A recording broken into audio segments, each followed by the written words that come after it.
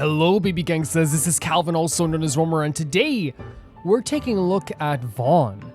Now, this is the Wanderer. Some people used to call him Scaramouche as well. And what we have here in terms of his profile is not only a bunch of voice lines, but we also have all of his story. So now what I wanted to do today was go through all of that.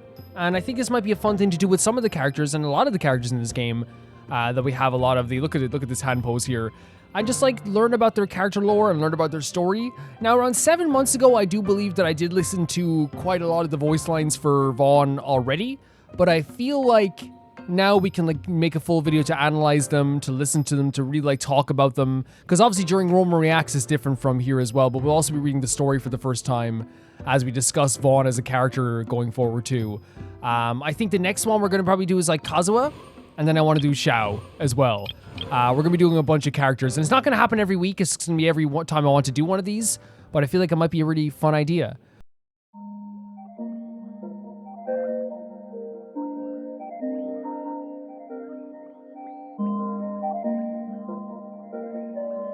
So if you go to the profile, I'm going to go to the voiceover. Was this what we went into before?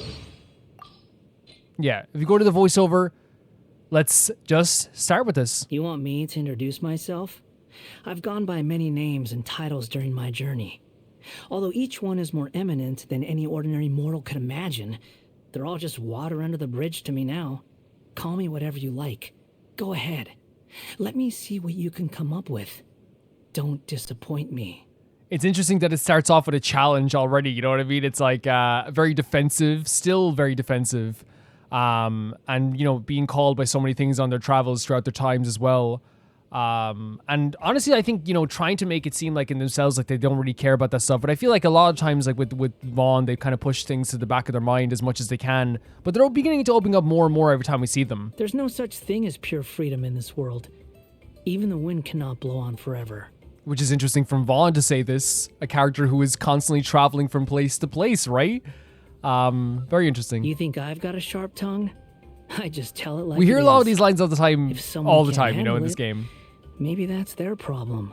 Vaughn is very sharp, is someone who will like argue with people, is someone who will like, you know, be very snappy. But I think their time with Nihida has definitely softened them quite a bit. You know what I mean? Because they definitely have admitted that they want friends as well. By the way, it's such a fantastic design, is Vaughn. There's no need to exchange pleasantries.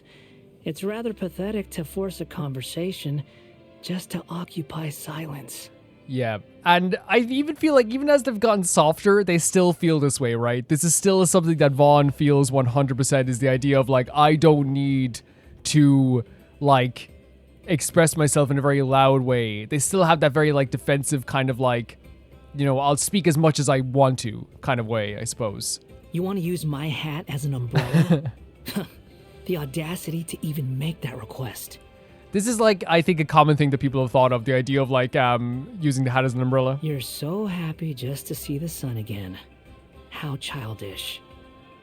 Seeing like small happinesses as like childish. Obviously, you know, this is just a throwaway line, but at the same time, you can also relate it back to the idea, I feel like, that Vaughn is someone who really like felt like they probably didn't deserve a lot of happiness for a long time, and also like felt like the idea of small happinesses aren't worth it because they end up just having like more pain within them as well. How irritating. Fundamentally speaking, there's little difference between snow and rain, yet people lavish praise only upon the former.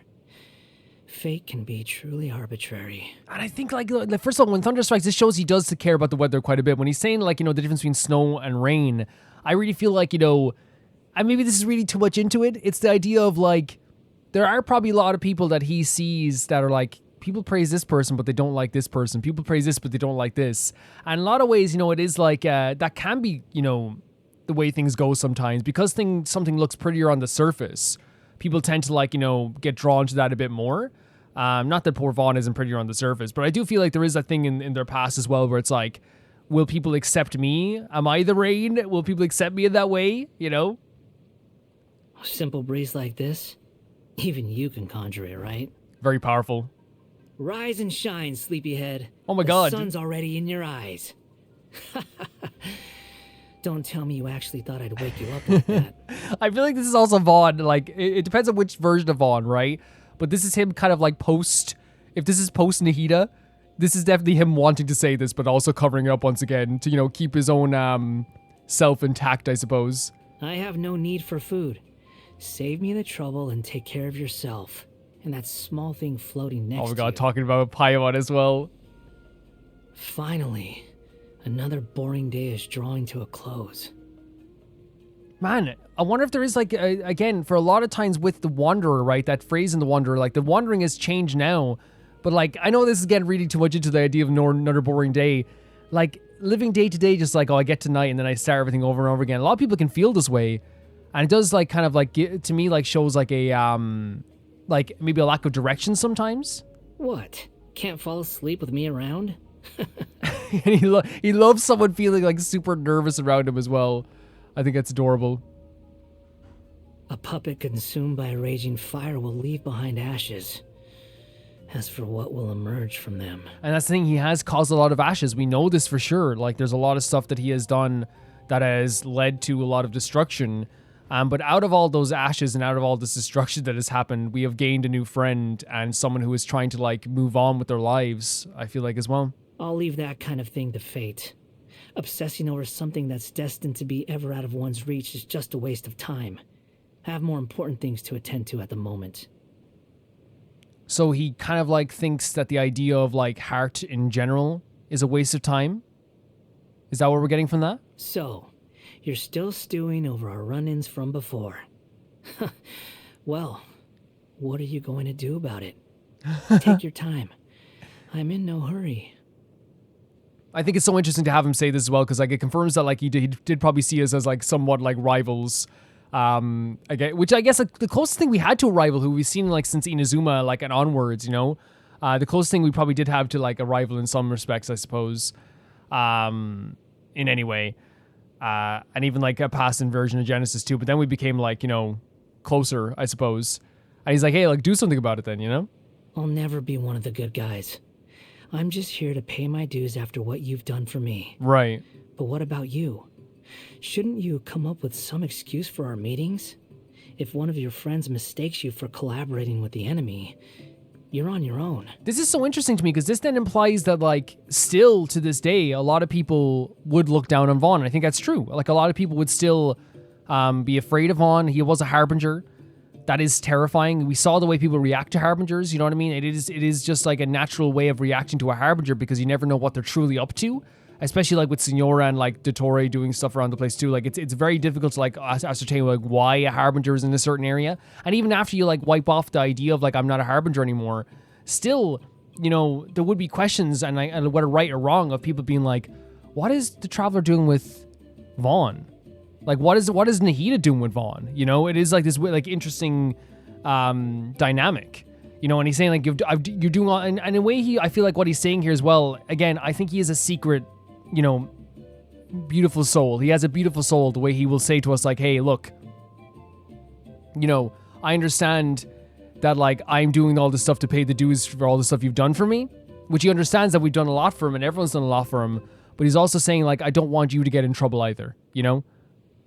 Although the idea of divine favor makes me a little ill. I would expect so. I'm not going to be picky about a new source of power. You think there's some kind of meaning behind the element of animo? Why did that thought even occur to you? The gods aren't guided by any kind of rationality or moral compass. Haven't I shown that to you already? So this is like still a hatred for the gods, still a hatred for the idea of this divine favor, this idea of like, even though he got his vision and it was a big moment for him, he still doesn't see it as, and I think this is like really good character writing because he's not just instantly just like, wow, oh my God, my vision, because that would be so out of character. He's still very much like bitter about aspects of the world, bitter about certain things in the world. And he's not just going to like, cozy up with every single god that he sees or the idea of this divine favor that he's gotten as well right away. And it just makes perfect sense that he wouldn't, even if he is like, back, even if he's hanging out with Nahida all the time, I've got nothing. Ask me anything if you want. If a question is interesting enough, I may give you an answer. Still closed off, not opening up as much as possible? Look, the birds are showing off their plumage. The squirrels are busy hoarding food, and humans are laboring for their livelihoods. Truly, simple animals don't need anything complicated to be fulfilled. And I wonder if he's like looking at this and like, again, because what part of his story was that a lot of like the things that he loved when he was like abandoned, and when he then, you know, found new people over and over again, twice he found new people. I think it might have been even 3 times. Vaughn took a lot of solace, I think, anyway, in at least what we've seen from the artwork and the animations that we've seen, the story animations, from like simple things, right? You know, whether it be like, you know, listening to stories, listening to music, seeing people dancing. He saw all these very simple things about life and thought it was amazing. And through time, obviously, he probably saw them as worthless. And I do think that there's a little bit of like him talking about this stuff here, about the simple aspects of like, oh, everyone needs these things to feel fulfilled. Where like deep down, he probably like misses his stuff, but doesn't want to get too attached to him because he knows what happened before, and that feeling can be very, very painful. And here's about Nihida. While I still had value as a pawn, she might have had other reasons to keep me alive. It's certainly possible that it was because she's wise or benevolent, or happened to see a hint of loneliness within me. You think I'm trying to think the worst of her? Did you really expect anything else? In case you've forgotten, I'm no saint. Again, I think there's a veil of protection that he puts around himself to make sure that no one can get too close to him, while also like still wanting to have friends. We know for a fact from the last summer event, he wants to have friends and wants to be forgiven. We know this. And I think his way of talking about this is trying to like, in his head, reason why would anyone want to be around me? Why would, like, you know, it's like trying to like come up with a bunch of reasons exactly like why anyone would want to keep him alive in this sense. And then he's also like, you know, he's not even thinking the worst of her here. He's just, you know, doing that kind of defense mechanism. This is why someone would even want to be near me, you know? But I still think it's very,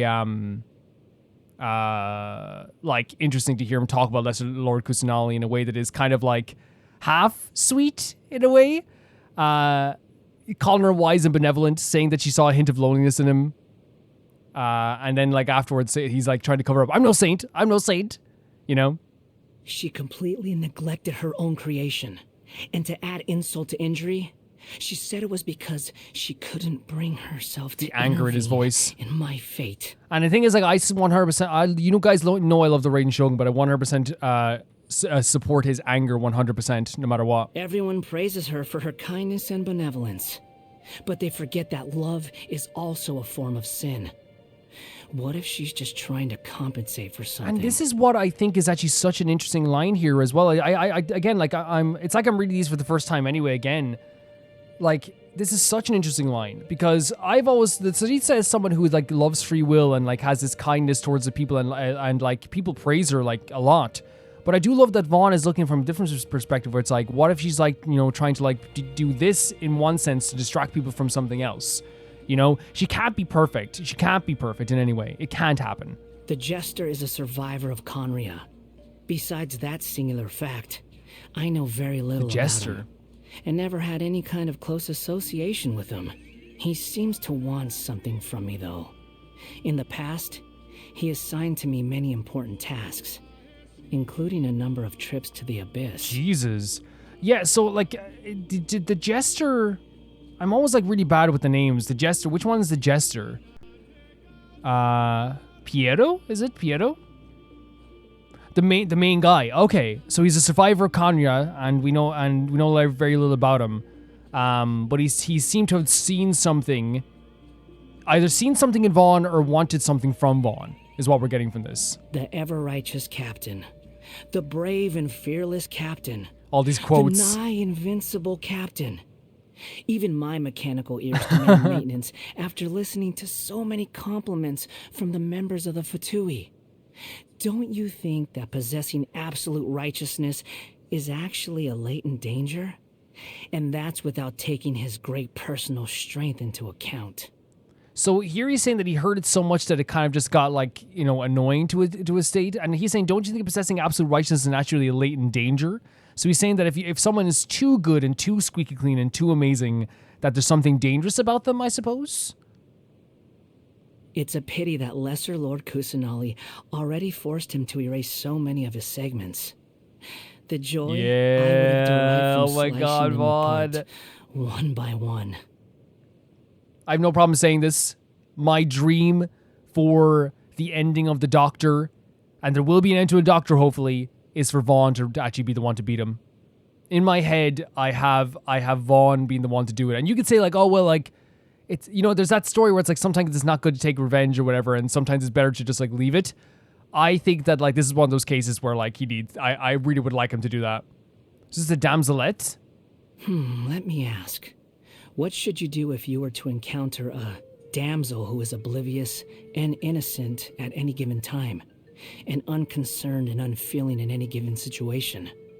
If it were me, I could at least challenge her to a fight. But if it were you, with your conscience, I would stay away from her. Wow. It's probably talking about how the damselette is probably a little bit manipulative, maybe not manipulative, like in maybe overtly, but it seems like he's saying that like at any point you could see them as like being like innocent. So he's saying like he's warning us, hey, in the future, you need to understand that like if you meet the damsel, there's a high probability that they will like trick you, and because you're so nice, he's basically saying because you're so nice, you might not be able to survive this encounter, because it would be like us falling for this sweetheart, I guess. Oh, the knave. A wolf in sheep's clothing. To exert a higher level of control over people, she puts on a graceful and cordial front. Most of those who have seen her true crazy self have gone poof. Now, this is also very interesting, isn't it? This is so interesting. And I wonder if this is like Vaughn. Like Vaughn obviously like has a different perspective than other people. If you talk to people in the House of the Heart, they're going to talk about the knave. When you talk to me, you're going to talk about I'll talk about the knave as being more caring than you would even expect. But this is also true. Like the knave is like a very good diplomat, like an incredible diplomat. But you do not want to get on the wrong side of them. If needs be, they will make you go poof. Only someone as dense as Child would think the rooster's looking after him and his family out of the goodness of his heart. Like, wait 1 second. Although Listen to the first line and how freaking adorable this is for some reason to me. It's like two like brothers bickering. only someone as dense as Child would think the rooster's looking after him and his family out of the goodness of his heart. Although the mayor has indeed done a number of things for their benefit, anyone with a brain would be able to tell that the underlying meaning is your entire family is in my hands. God. So what he's saying here as well is like it's like he's saying the rooster, like the child has a lot of time for the rooster and like a lot of praise for the rooster, but like everything has an ulterior motive, and that's what we're getting from a lot of this stuff here, right? Everyone has an ulterior motive, and I wonder if he just feels that way, like in a lot of ways still, where it's like, you know, because he probably feels like, again, if he's incapable of love, then then maybe other people are incapable of having those connections too. And I feel like in this case, like we saw him open up more, especially like in the summer event last year. But I love that he like has this defensive nature about almost every character. And honestly, like it's not stupid to suspect the rooster, right? It's not stupid at all. He has a very like, I think it's actually very cool to see someone talk about the other harbingers in a way that is incredibly suspicious. She has a terrible personality and cares for nothing outside of her own research. Is this the one that asked for the tongue? But even with that amount of dedication, she still produced a copious amount of garbage and could only secure a ranking that's still one whole place beneath my own. So Vaughn is higher than the marionette. Is this the one that was talking to us about the tongue? Who was going to rip out the tongue for us and because she wanted to meet us? So we know that the marionette, I think, wants to actually see us in some case. I love she's a terrible personality in case of nothing outside of her own research. Again, he's showing that Vaughn doesn't value people that just don't only care about like one thing, I suppose. And say that she hasn't even produced anything good. And Regrader, who we heard talked about recently, actually. Oh, the 9th rank guy. He's obsessed with the idea of fair exchange, to the point of wanting to overthrow the natural imbalance between gods and humans. Right. But I guess it's just how ordinary mortals are like. It's easy for them to come up with pointless delusions. Honestly, it's nothing worth writing home about. Just like how there's also nothing impressive about his abilities or choice of partner. Anyone who chooses to work closely with the doctor is sure to meet. Yes, Vaughn. And I love that Vaughn is saying this because Vaughn knows what it's like to be manipulated by the doctor, to work with the doctor, and how if we didn't come along, Vaughn is ending up discarded and probably destroyed eventually. the doctor manipulated Vaughn into doing all this, like, really, into working with him, like, to a great degree, into like, doing a lot of horrible stuff for him. And Vaughn is saying here right now, like, and I love that Vaughn is, like, doing, like, a very reasonable thing, which is judging somebody based off the people that they keep their company with. If you're hanging out with the doctor, look what's going to happen to you, you know? And he's also calling him delusional as well. And he's the 9th ranked? So that's low enough, isn't it? But yeah, we heard of Regrader recently and how he tried to kill us. Regrader tried to have us killed again. Even though unintentionally probably didn't know we were there. Maybe wouldn't have tried to kill us if he knew it was us. But like Regrader seems to only care about money and deals, as he said too. Oh, here we go. He's simple of mind and not that strong of body. Naming him to the lowest ranked seat lowered the Harbinger's collective prestige. Oh my god. Thankfully, I'm no longer part of I love group. that he's like I'm so glad I'm not part of the group because like he brought that stuff down by a mile. Honestly. Nothing remained in her ashes. I have Is this no Signora? interest in those who have lost their future. Interesting. I have no interest in those who lost their future. So he, like, again, this is something he's moving towards the future, right? But we know he does think about the past quite a bit. A smooth-talking yokai. She is. She definitely is. Though she pretends to care about humans to gain the favor of her god, all she seeks are entertaining ways to pass her time. True. I think again, this is not like, I think she does care about humans, right? Quite a bit. But again, we have to look at this. This isn't just like everyone speaking facts. This is their interpretation of a character, right? And for me, I know Yaimiko cares. I know she does. But I think it's interesting to see from his perspective. He's like, she doesn't give a damn about anyone, you know? Very interesting to see this. And of course, this with Kazuha. You speak of the descendant of the Kaitahara clan? Then isn't he... Wait. He also possesses an animal vision? And even managed to take on the Raiden Shogun's Muso no Hirotachi? I love this. The fact that, like, I, in any way, was freaking, like, challenged. He absolutely adores this. And I think we probably didn't read these ones either because, of course, the Sethos thing. But yeah, I love that he's, like, so happy that Kazuha anyway got to take... That someone got to take on Raiden Shogun for him. Really cool. What makes you think I know him? The fact that he's always following me around and oh my asking god. for a closer look at my hat?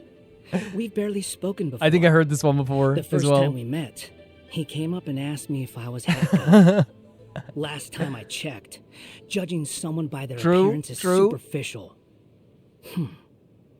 Somehow, everyone knows the name Hakai now. You tell him. Honestly, like I love that these type of conversations here, like especially this one, and this one here as well.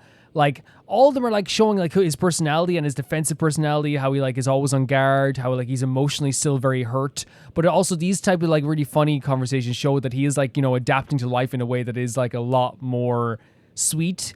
And like, you know, this is banter. He doesn't see it as this, but this is literally like he's made a friend. He doesn't know it yet, but he's made a friend. You want to learn more about me?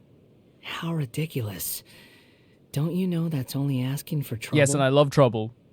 Oh, I'm well aware that many, many people will want to seek me out and settle the grudges they've built against me in my past life.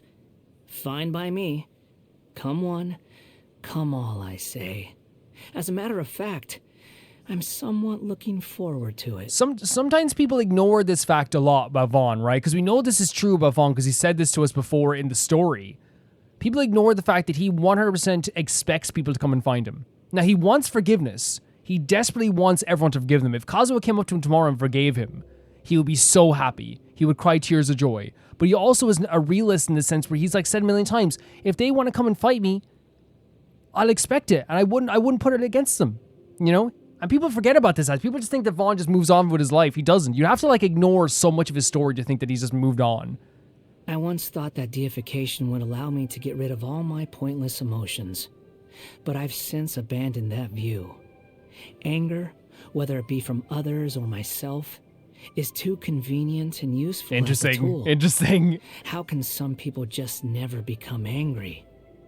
I find great that voice acting as well. To even imagine. Do they just not have a single mean bone in their bodies? It's interesting because like sometimes people say like, does Calvin ever get angry? And it's like I think like what was the weirdest thing for me is when people go like, wait, why isn't Calvin never gets angry in a video? You know, it's like I'm playing video games, man. There's not much to be upset about. Like I get angry at characters sometimes for sure, but I always like finding way people are like Calvin never like rages at this game. It's like, man, I think people who rage at video games are funny, but for me, like, I just always have this thing where, like, I think video games are miracles. So, like, when I'm playing a game on the channel, it's like, I'm playing a video game. People are watching me play a video game. Like, I'm lucky. I'm lucky I'm doing this, you know? So, like, it's like it's hard to be angry when this is what I'm doing. You know what I mean? It's very difficult. But I do love the idea that he's trying to harness his anger as well, like that. And you know he still has that anger inside him whenever he fights. When I entered Irminsul, there was only one thought in my mind. I wish I'd never been born at all. Oh, Vaughn.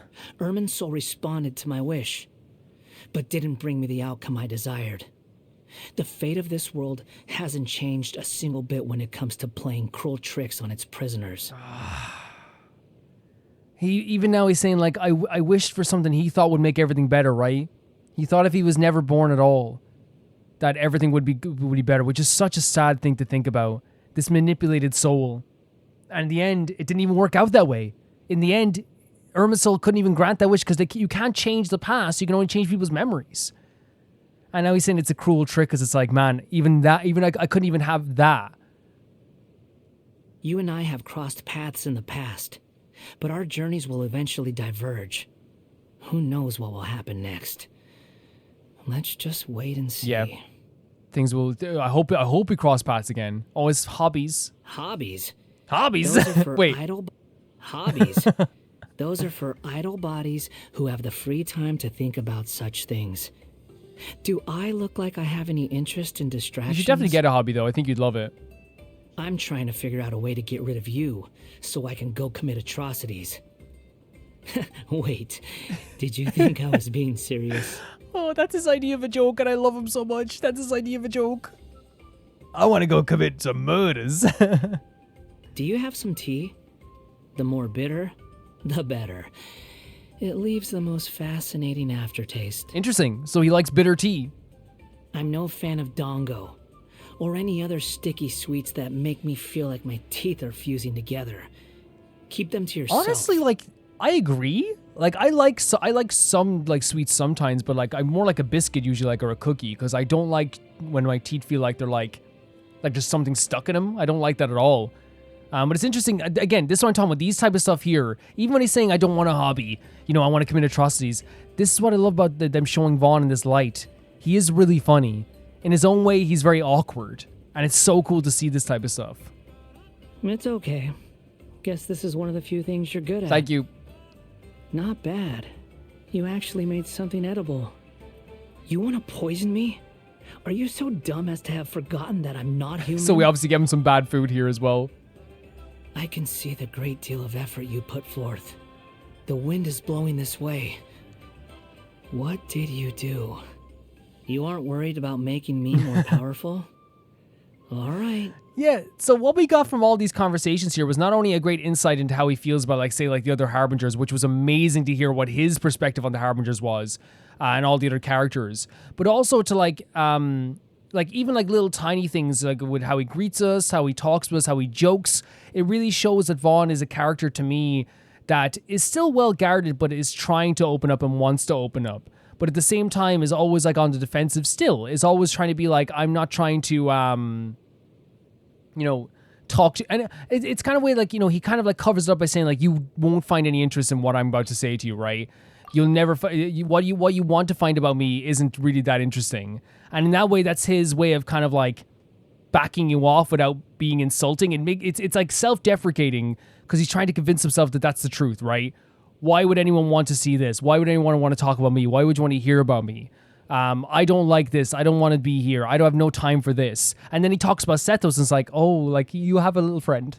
You have a little friend. You don't know it yet, but the two of you are like having a little bit of banter between each other. And it's very, very sweet. And like also like I do love that they kept intact the very adorable parts of his character, right? He's a character who was abandoned and manipulated. He was. But he's also a character who his aggressive side isn't gone. He channels that anger now. I love the way he talked about Lesser Lord Kusanali Nahida, how like he like doesn't have time for archons or gods, but he absolutely thinks that she is fantastic, and you know she does. He calls her like lovely and benevolent, and then has to cover it up by saying like, you know, maybe she has maybe she wants something else, you know, because everyone he talks about has an ulterior motive, right? Everyone has something they want behind it, because in his mind, that's what people want to do with people. They want to use you. So that's why it's so important that we as people help him move forward with knowledge to know you are loved, and you don't need to worry about repaying us for anything, you know? And I feel like that's so important because he sees the world as this big like exchange, when in reality, you know, it's much more than that, you know?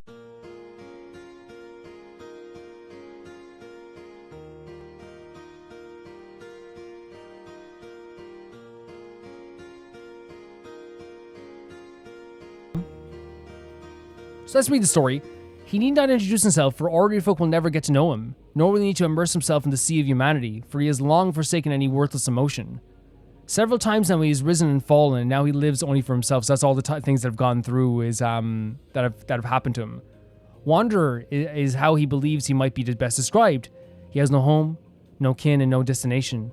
Like the breeze, he lives in this world, and he walks its length and breadth. And we know now that this is a little bit different, because now he has a destination, and that is to, as he says, to atone for a lot of the stuff he's done and to like make himself better, and he's becoming better. Look at his smile, cute smile. Many years ago, the Wanderer was not called by that title. Indeed, he has had all of his, which is correspondent to the special status he possessed at the time. Today, many of these past affairs have been forgotten. The puppet, the eccentric Kabuki Mono, the sixth seat of the Fatui Harbingers, the Balladeer. Each of these was a thread of fate tying the puppets down. Any recollections must begin several hundred years ago, when the puppet that shed tears upon being born would not be given a name, but instead was only given a small golden feather as proof of his personage. He would be laid to rest at the Shake Pavilion, staring blankly at the beauteous scenery within, the flaming maple leaves, the exquisite window lattices within that lovely prison. He lost all perception. It was by accident that a kind-hearted samurai named Katsuragi would enter the pavilion and rescue him. It was Katsuragi who brought him to live in Tatarasuna and to meet people who lived there. Then the puppet was naive as a newborn, filled with goodwill and gratitude towards humans. Katsuragi, upon seeing the golden pinion on his person, knew that this puppet must not have been of ordinary stock, yet have his reasons, not to mention his place of origins. Thus he omitted all mention of Shake Pavilion, instead claiming falsely that he had found the young man while patrolling on the Sushi Beach. Look how amazing that is, protecting him and protecting Vaughn. And the fact that Vaughn was already like feeling so, was so wide-eyed at the time, you know? And he bade the puppet to play along so as to not to expose the lies. Busy, bustling Sarasuna was a place of many happy memories for the puppet. There, he was briefly human, and he was briefly normal. So all this, you know, the culture and the dancing and the food and all the stuff that he was like ingrained in, he had friends, he had people that liked him, you know? Katsuragi, Mikoshi Nagasama, Niwa, Miyazaki, and other now forgotten people from Tatarasuna would teach him to read and write, to start fires and make meals to forge. Yes, they accept him as a friend. Exactly this, yeah. This is probably one of the times he actually felt this, you know? Felt that connection. And it colored every single future interaction he had with anyone. They even ask him, "Don't you want a name, or are you going to let everyone out there call you Kabuki Mono?" Yet he had no dislike for this name. Kabuki Mono referred mostly to those who wore vibrant colors and behaved in a peculiar manner.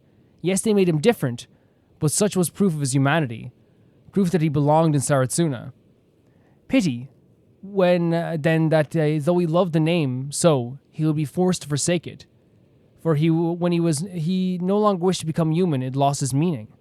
He would depart, and after arriving in the distant north, he would join a wild banquet of harbingers, working to win the sixth seat amongst them. It was the Tsaritsa who would grant him his new title, the Balladeer. Strength, power, and desire for conflict. These he already possessed. Oh my god. The chess piece raised tides of madness amidst the battle, and the slaughterers on the stage upended order. In that moment, he was sure that the Balladeer was his true name. So this is probably like the pain that he felt inside him, the anger that he felt inside him, now is like I guess connected through this violent feeling that he had towards the world, right? And when he connected with the Tsaritsa, she channeled that anger into a new name and to a new purpose, and probably felt like he had a purpose once again, even if it wasn't like very productive for the side that we want to see of Vaughn now, you know? But we saw he found these people, they found him, he had a life that he really thought was amazing, and it was taken away from him. In the early days when Tatarasuna was still a prosperous place, the Wanderer walked amongst his people going by the name Kabuki Mono. We saw this in a note at the time of inversion of Genesis. And the thing that ended his peaceful life was not all the important and grand scale of Inazuma's history. Change came to the place in form of Akami clan and the mechanic from Fontaine and Escher. The two cooperated very close to further improve the forging quality, and in the process, Akami introduced Escher to Niwa, who was also from the three Ishin traditions. Escher's arrival caused quite the stir for the time, for it was through his revolutionary technique that they were able to process crystal marrow in such a way that the forging efficiency and production were both increased. But as time passed, anomalies emerged within the great central furnace in Tatarasuna. Black gas gathered within the furnace, and it would gradually affect the bodies of the craftspeople there. Forging and smelting were the foundations of life in Tatarasuna, but now they become death itself. And as the toll mounted, the great furnace further went out of control. None could get close to its core, and even stopping it became nigh impossible. As the highest authority in Tatarasuna, Neo was forced to enact information blackout while sending people to Inazuma City to aid the Tenshikaku. For some reason, however, those who took to the sea in ships never returned. Horror began seeping into the hearts of Tatarasuna people. The Kabuki Mono knew that Niwa needed the Raging Shogun's aid, but did not know that this was the very year when she successfully built the perfect puppet, using parts of herself as material, thus handing over management to the nation of the Guardian of Eternity. So that's when she created the Raging Shogun, right? He thus boarded a small boat and braved the storm and rain at the Tenshikaku, seeking audience with the Shogun. Such a big step, by the way. But she now dwelled in the plain of Euthymia, and he was repeatedly refused. In desperation, he displayed the golden feather in his person and asked to see Yaimiko instead. Wow. Again, we were taught like a lot of this stuff, but obviously it's good to read over this again. At the time, Miko was busy assisting the Guardian, and though she rushed down as soon as she heard this news, she could barely only meet the distressed Kabuki Mono briefly. Yet he had no ears for her promises to send people to their aid immediately, and returned in despair, convinced that the shogunate had forsaken Tatarasuna. And then this extra pain, by the way, this extra, and again, I probably like colored his interpretation of Miko as well, because Miko probably did want to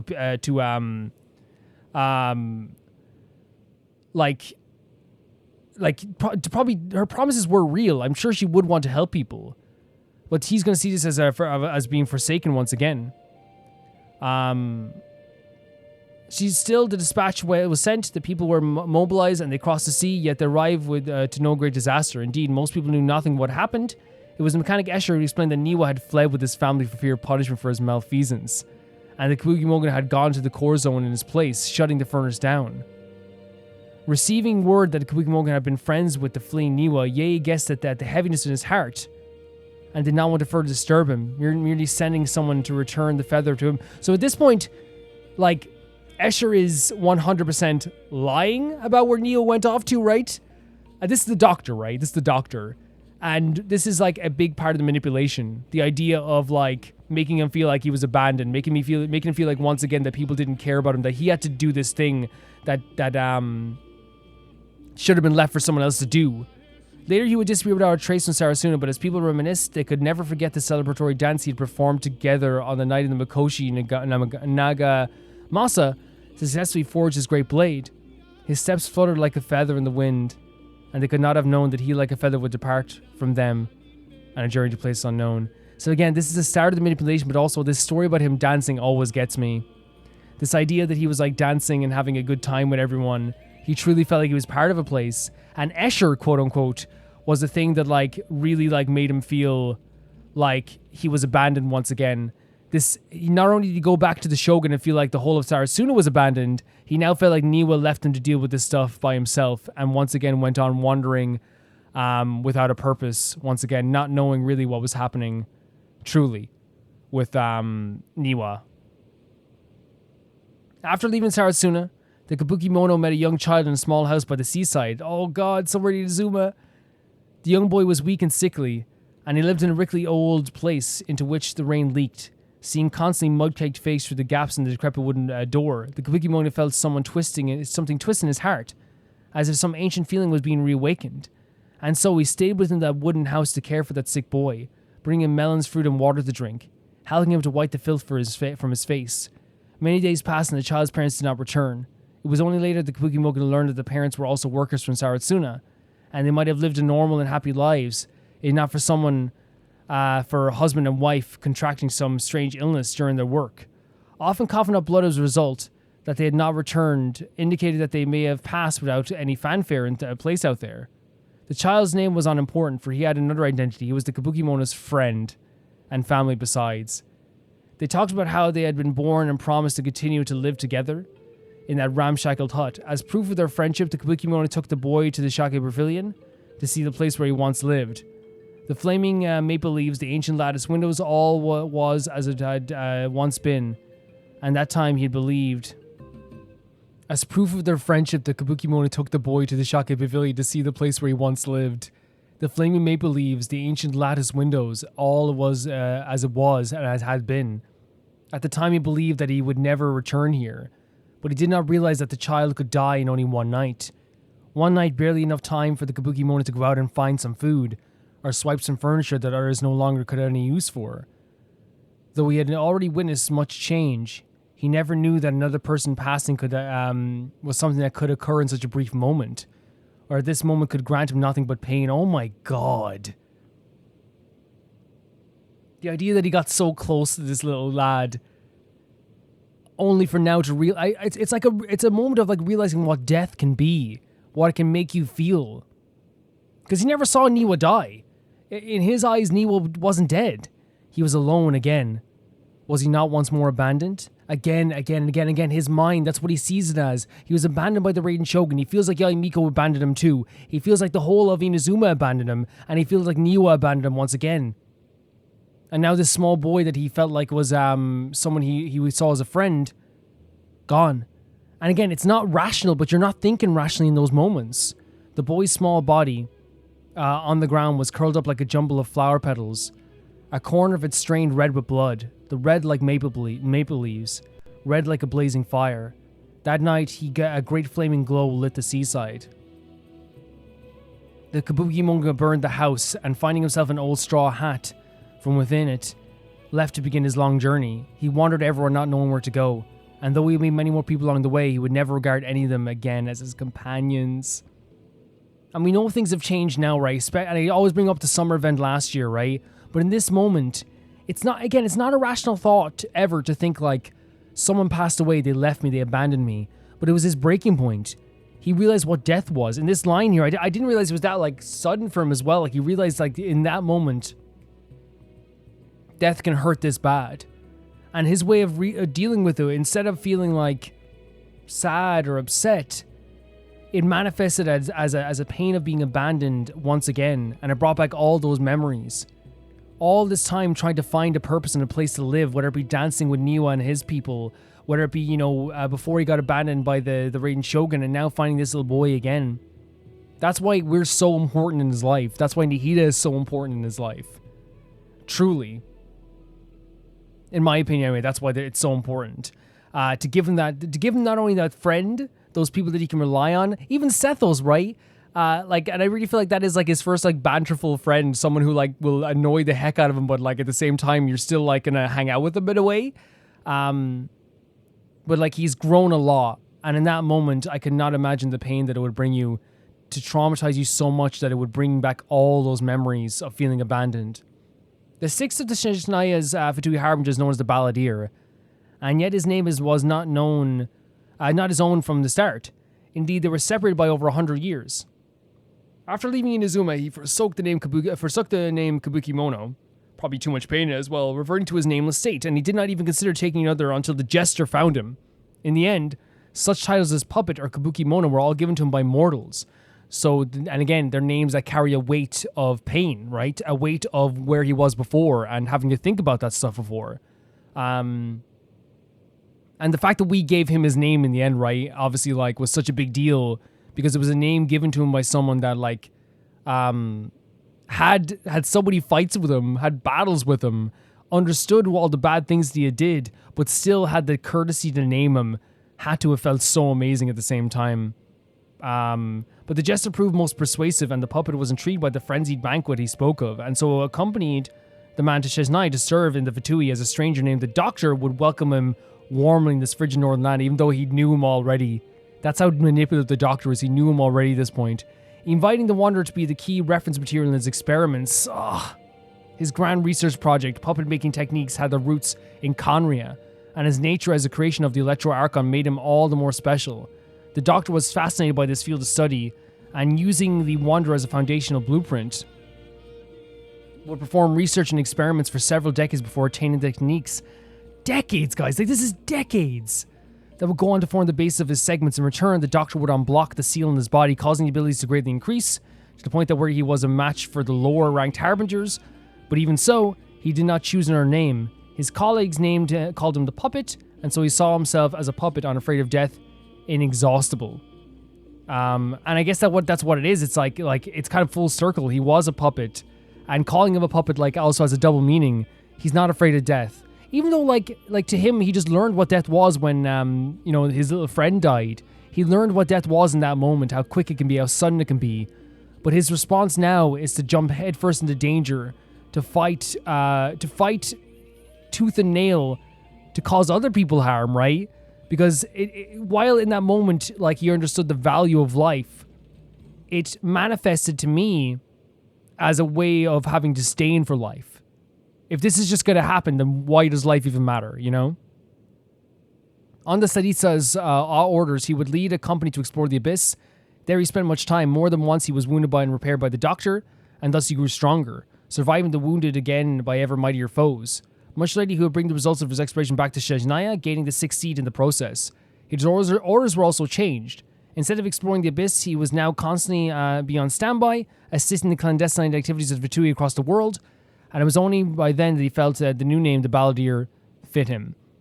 So again, even now, he was struggling to find a purpose, and the changing of names constantly is again, it's one of those mechanisms within him, which is like a way to try and find himself, even though he probably wouldn't say it himself, trying to find himself. And when we give him the name Vaughn, it was finally it felt like, I would say for him and from my perspective, a door opened, the light shone through, and the sun was there.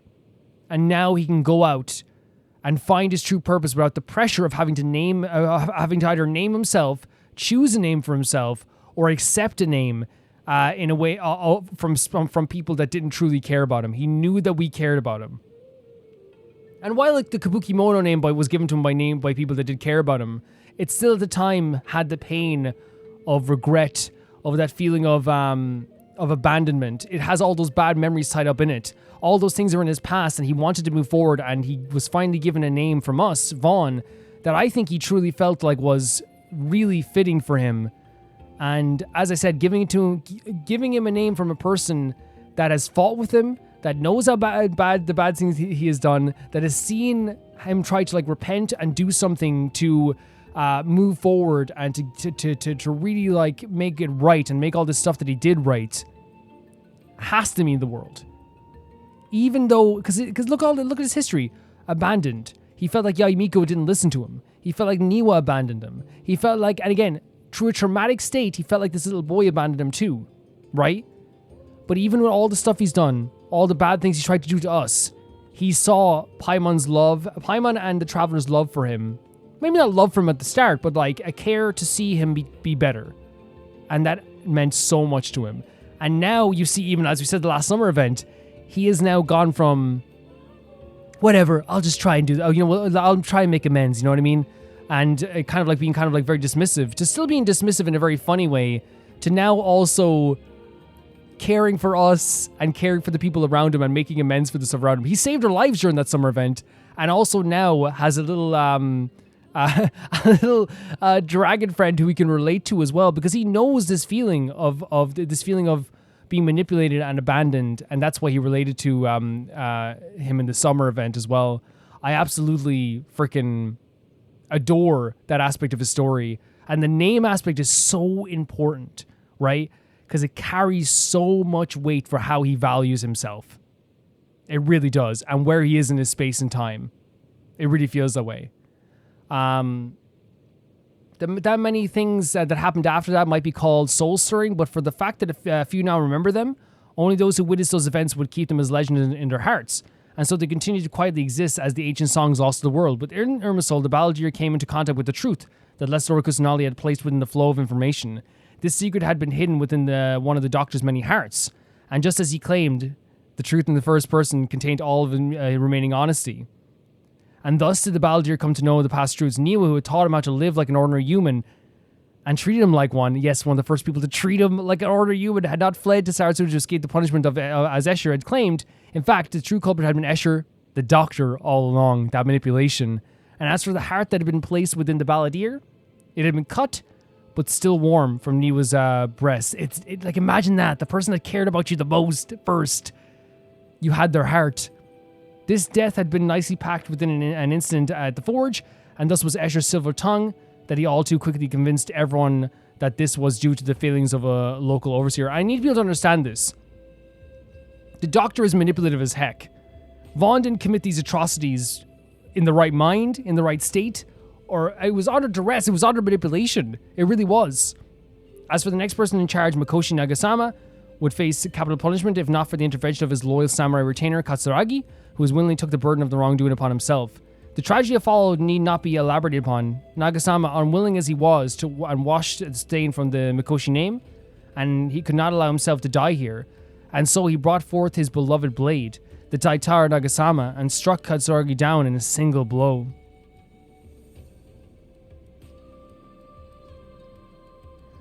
The blade cutting so deep that it nearly split and slaying the man in two. And he had not believed all, and had they not believed all in their God, why then did they have to face such a calamity? If the enigmatic puppet they called the Kabuki Mono had never existed, would Escher have done the same thing there? Even if the chance were in Fitzsimil, could the tragedy of Sarasuna have been salvaged? Anyone else in the world would have been able to do nothing about this, but not the balladeer.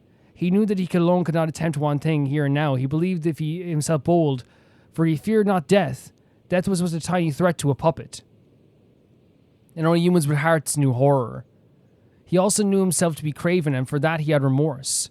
If he had been then more like he was at the present, if he had learned to be less trusting, would those he had viewed as friends have met such a ruinous end? Traitor, hero, god, discarded detritus, all these identities would cease to matter to one who leaped into flux. The information flow was a place of incomparable silence, and yet his blood rolled in his ears.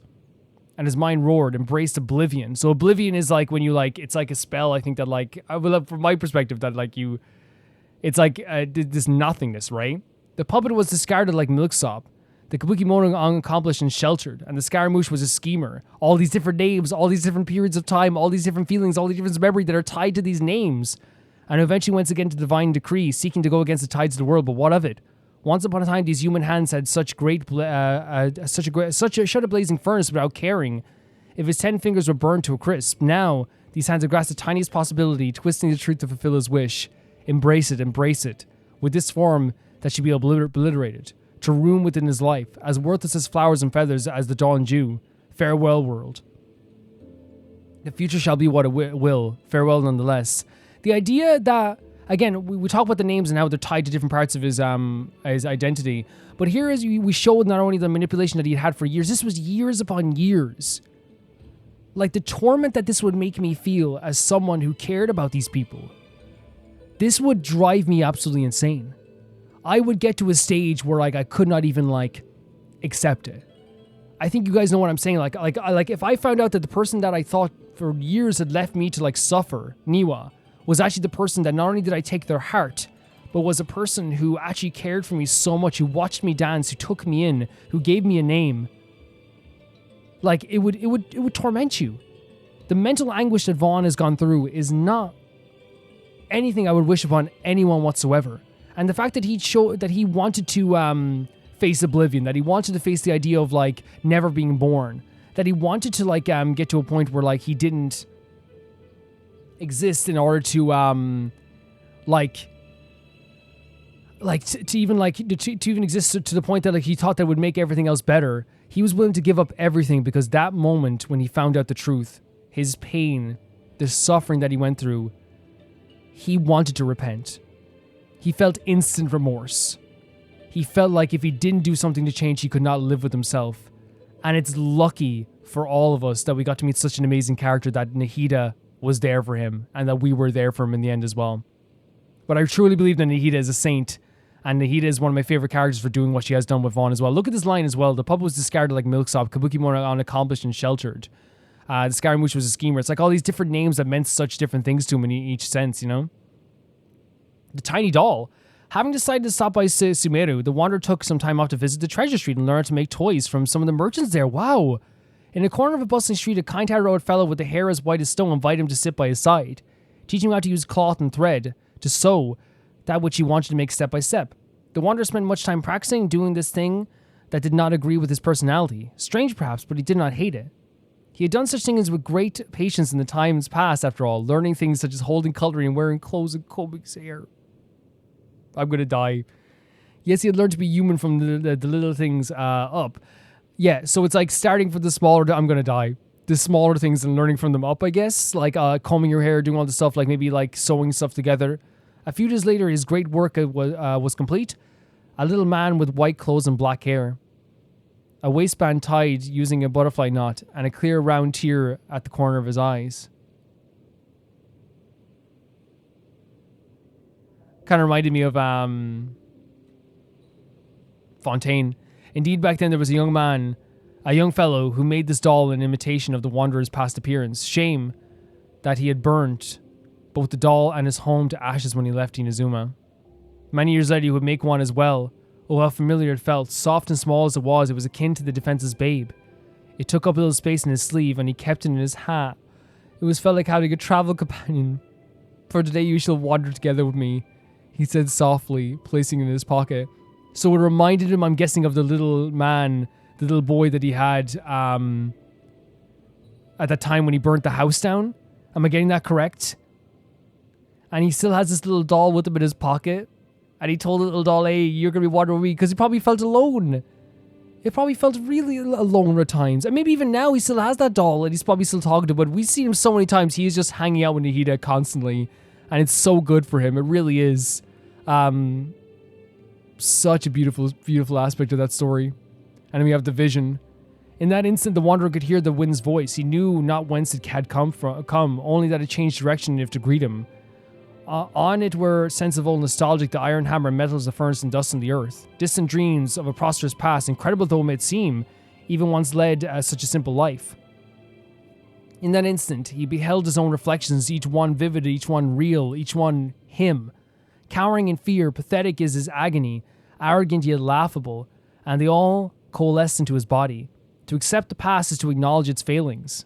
Yes, to recognize that one is not but a coward who has achieved nothing, who has nothing. Wow. But only by doing so could he break free of the shackles he'd become, once again, that tragic person. So, in this sense, I think it's saying that, like, he had to accept all his failings, accept all the horrible stuff that had happened, and face his, like, repentance, like, head on. If he wanted to ever become, himself again. In the moment he knew this, that the appearance of peace and beauty were but an illusion. The real him had never died. No, it lived deep within his heart, and as long as he still had a choice, he would tread the same course no matter how many times he did this over. As he moved like, and I wonder if that's him saying that, like, you can't change the past. You can't. As he moved like lightning itself, a blazing light came between him and the everlasting Lord of arcane wisdom, blocking his attack. His will and choice had gained him the eye of the gods. The vision descended and caught between the bright light and the darkness. The glittering ornament seemed almost like an eye on the smiling face, questioning him from afar. Can you, who have desires such as intensity, still be considered a being without a heart? Oh my god. Wow. So that last line there is obviously like, it's like you consider yourself not to have a heart. And the thing is with Vaughn, we saw in the scene when he in Act 5 of Sumeru, when he tried to grab onto Gnosis, no, my Gnosis, right? He saw that as his heart. He saw that as his true heart, something that made him feel complete. But in the end, he didn't need that Gnosis. And he didn't even need the vision. It's the idea that he has desires to make things right. He has an intensity in him and an anger in him. He has this power and these feelings and these memories. And see the desires of such intensity, you know what I mean? To protect someone. How can you say he doesn't have a heart? The idea of a heart doesn't mean shite if he doesn't have a heart. Because that's what a heart is. Absolutely stunning story. It's crazy that they have this here as well as like a refresh, because we knew a lot of this, but like obviously getting more details on like how people were feeling in the moment. The tiny doll thing was also really beautiful as well. To summarize, I guess like everything we kind of read here, the story of Vaughn is a very sad one. It's a story that like is really difficult to like get through and to listen to, because we saw it kind of like not firsthand, but we got to hear about it firsthand, and it is a difficult like thing to think about, right? A difficult process to think about. Vaughn was a character who was abandoned, who felt like he was abandoned again, who once again through his own mental like anguish tormented his own mind. You know, his mind was tormented into thinking that another person had abandoned him, this little kid, to the point that now he was trying to like find a purpose while also abandoning what he felt like was meant to be human. All those aspects that he had loved, the dancing, the companionship, the eating food together, the playing with each other, the banter that he could have with people. All those things he saw them as valueless, not because he didn't want to see. In his mind he saw value in them, but he wanted to find a purpose that led probably to less pain. And the Tsaritsa really gave him something that was like a direction of like, you'll be the balladeer. This is your new task. And this wandering aspect as well is so interesting because he now wanders in a different fashion. We know he does. We know now he wanders for himself.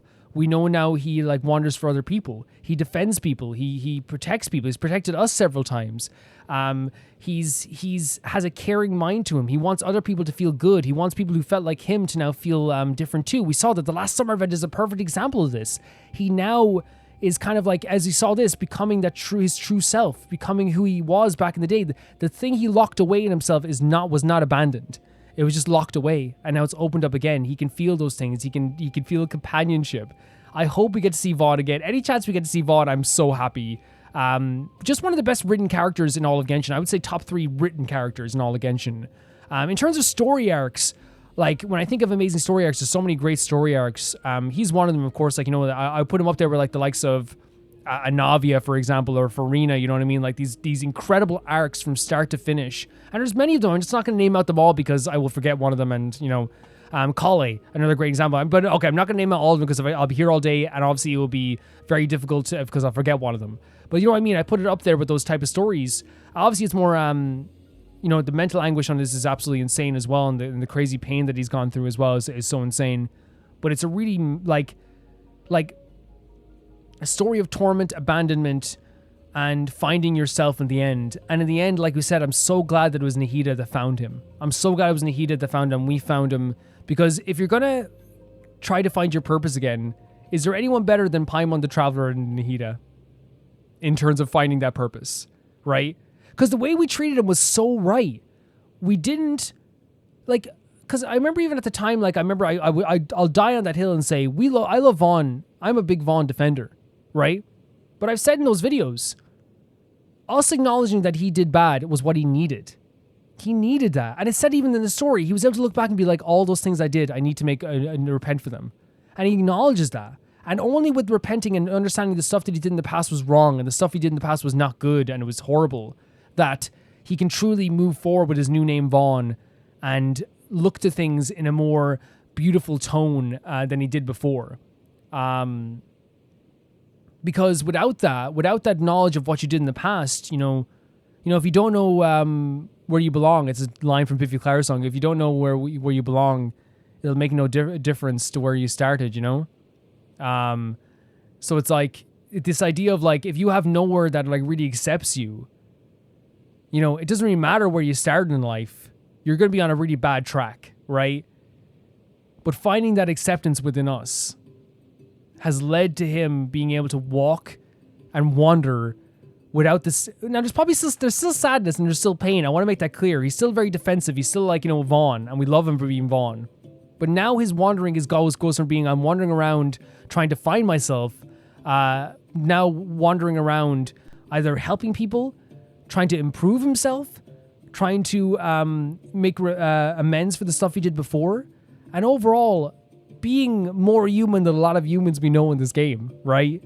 And I love him as a character of that as well. I do love him. That line there about the intensity, the anger that he has, the power that he has. Is he truly like heartless if he has all this stuff too?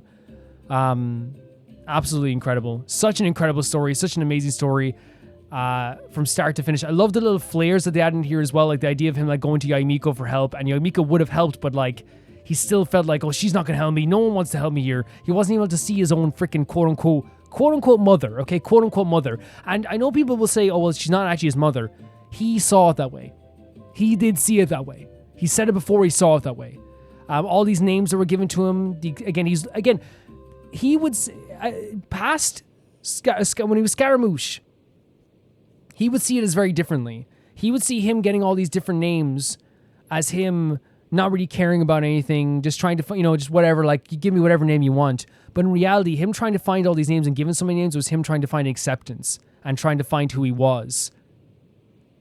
And in the end, he found who he was with us and and Nahida, and is continuing forward towards that feeling again, right? And again, I bring up the summer event so much, right? I bring up the summer event all the time because when he was with us at first, first of all, he saved our lives, right? He saw us falling and he saved us. Which is like such like a big like thing anyway. And then he found Durin, right? I was blanking on the name for a bit. I don't know why, because it's been the thing since the start of the game. I don't know why, but because there's so much information maybe. And him and Durin is like the perfect like midpoint of his journey, right? Because I don't think it's over. I think he started with the prologue was all of his horrible aspects of his life, right? And that was another story. And then the first chapter of his story, I truly believe, was finding Nahida and getting a new name. He entered that competition, remember, and helped out Nahida in that sense. He's learning all this stuff, and that was chapter 2. Chapter 3 was him finding Durin, and now having someone to take care of, having someone that can relate to him, having someone that will break down that icy barrier that is around him. And I still think we have more to see of Vaughn. I really do, and I hope we get to see more of Vaughn. I think they know what they have with this character. Such an amazing character, one of the best written characters I've ever seen. And it was really cool reading through these stories as well, guys. Let me know what you think of these videos. It is quite long, I'd say, but I feel like that's the way things go when you're reading through a character's story like this, I suppose. But for now, guys, I want to say thank you to Never Gonna Play the Baby Gangster here on Patreon, that being Typhar2, Jamie Bull, Johnny the Banana, The Ghost of Inazuma, Felicious Felix, Yule, Radish, Anusta, Death Trap, Lynx Markey, Assassin, Colorbow, True Peanut Butter, Peter Shelson, Heck, SR Fiji, Leon, High Casparian, and Jared Beanham, and I'll see you so soon. Bye-bye.